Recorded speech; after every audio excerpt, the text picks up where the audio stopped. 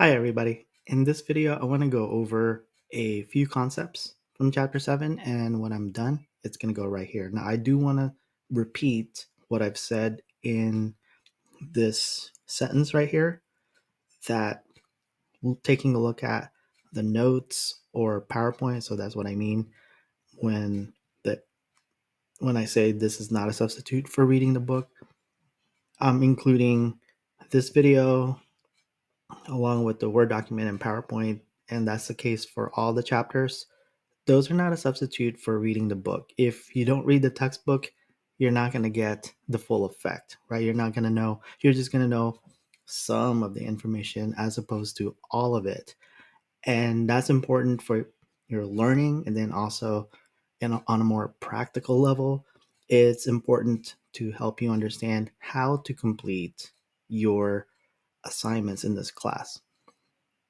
One of your next assignments, and if you're watching this video just as module 3 is made available, you may not have this assignment yet, like the details, but in the core syllabus, you'll see that one of the next assignments is to select your target market. So you'll be talking about that. And there are many portions to that paper to where you will talk about what's covered in the chapter 7 PowerPoint. So let me get that from my screen here, the other screen.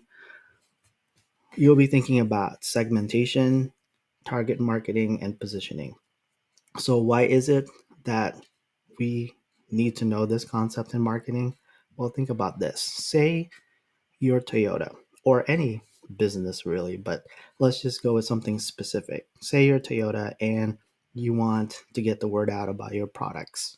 Well, certainly we can say that you want everybody from 16 to 70 years old, anybody who can drive, anybody who has a driver license, to you want them to buy your product, Toyota, so that you make money and they're happy because they're able to drive around, right? Well, okay, how do you get the word out? Do you send one kind of message to 16 to 70-year-olds? Same thing. Where do you reach out to them? Okay, and then even backing up, how many are we talking here? Do you want to target all of them? Do you want your message to go to all of them? Well, on a practical level, that may not always be possible because there are only so many resources available, right? Like maybe your marketing budget is only this much and it won't allow you to put a message out there to all your target audience, to all the people that you want to reach out to. Maybe you only have so much to be able to reach a particular part of the market. So, bottom line there is resources are limited, time is limited. So, we have to optimize how we use our marketing budget dollars to reach out to people. So, that's where segmentation, target marketing, and positioning come in. So, I'll briefly go over those different concepts. Let's start with segmentation.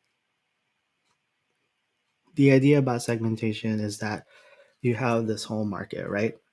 This large market. And in my example that I started, I talked about drivers, let's say 16 to 70 years old.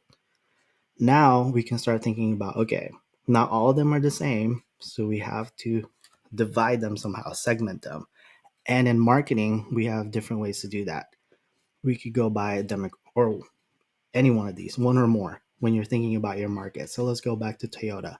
Maybe we're interested in demographics. We want to divide the market by age or maybe geographic. We have the Southeast, Midwest, the West, Northeast, or maybe we can go by psychographic. Like I was going to say behavior, but this is behavior right here. Let's see, in the textbook, it says that this is about activities, interests, and opinions. So, Toyota, for example, it could be that you're targeting those who are active. So maybe they would want some kind of SUV or a truck. that you can take mudding somewhere, or drive up a mountain, or drive in the desert. Or it could be that you want eco conscious consumers, those who care about the environment and things of that nature. So you got your hybrid vehicles, and then there's your electric vehicles. So that's the idea there, just dividing that into that. Now, after you divide your consumer market, your large market, you start thinking as a marketer, okay, which ones make the most sense for me to target? So that's the targeting part, is when you're actually going to hone in on whom you want to send your message to, your marketing messages to. So say, oh, Toyota, I got this whole lineup of electrified vehicles, whether it's hybrid or fully electric. Let's go for the eco-conscious consumers. So then that's the whole idea of targeting there. So let's see, that starts on slide 19. All right, so is that making sense? You take a market, divide it up, and then you say, which one should I target? So you could target one or more of those depending on how you divided the market. Now, in talking about all of this, you will be applying those concepts to your marketing plan paper. So think about the market that would be interested in your product or service, and then think about which ones to target. And then the last concept from chapter 7 has to do with positioning. So this would be the marketing mix, the different types of marketing strategies that you will use to reach that market. So say you were targeting, you've segmented your market by age, and then now you want to target each age group. Well, how are you going to reach them? Will it be the same for a 60-year-old versus a 16-year-old or 26-year-old? Would you use newspapers and television and radio ads to reach somebody that's 26-year-old? Maybe not, right? Maybe you're more likely to reach them if you put out your marketing messages elsewhere. Like, what do all the cool kids use now? Instagram, Insta, Snapchat, TikTok, things like that. And then how would you reach somebody that's 66 years old, 60, 60 to 70, whatever? How would you do that? So those are the things to think about with positioning. So that's what I wanted to talk about. Chapter 7, I wanted to connect that to concepts that you would use as you're working on your paper. Now, let me see if I missed anything else. Oh, I wanted to show this. Yeah, good thing I saw that right here. So, let me go back to your assignment 4,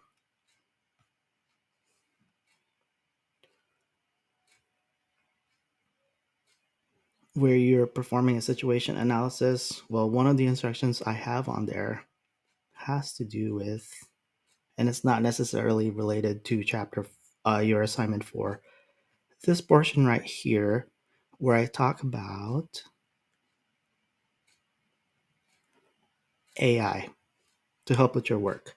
So I wanted to show you how I would approach trying to do a research paper. So say I was doing a marketing plan for Toyota because they decided to hire me as their marketing manager because I'm awesome. so so I'm thinking, okay, let me have the knowledge of a robot, of AI out there to help me begin the process. So this is how I would approach it. So I'll leave it to you to see how you would approach writing a paper. Maybe you're already doing this, but in case you're not, I wanted to show you. So I'm using ChatGPT, and I put on there